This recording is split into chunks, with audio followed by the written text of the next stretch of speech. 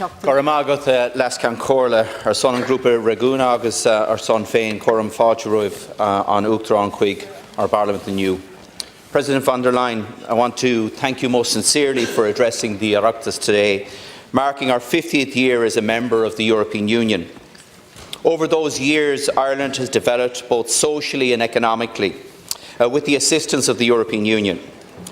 We, as a people, we are proud members of the European family, a relationship that many of us have taken for granted until Brexit challenged it.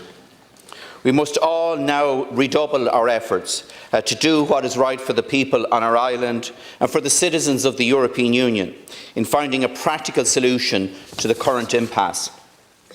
Since the vote on the 23rd of June 2016, the Commission has stood side by side with Ireland, not just in terms of negotiating agreement with the UK neighbours, but also in building greater linkages with our continental neighbours. One of those linkages is the Celtic electricity interconnector, which finally came to fruition last Friday with An Taoiseach leading a delegation to Paris for the signing of the legal agreement for the 700 megawatt interconnector with France. As the person who engaged with the Commission and the French authorities on this project on behalf of the Irish Government, I want to formally acknowledge that this vital project would never have happened without the EU Commission support, and that's not just in terms of finance.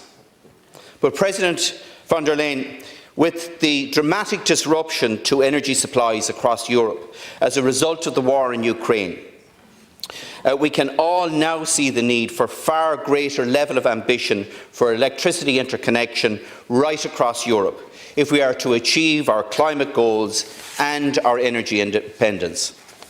Last December, Dáil Éireann unanimously passed a motion that, among other things, called on the Government to design a strategy in conjunction with the European Commission to construct an Atlantic electricity interconnector that would bring renewable electricity generated off the coast of Ireland to the mainland European grid. President, we have a 90 million hectare maritime resource off our coast, nearly 3 times the landmass of Germany, providing us with the potential to develop 70 gigawatts of offshore renewable electricity.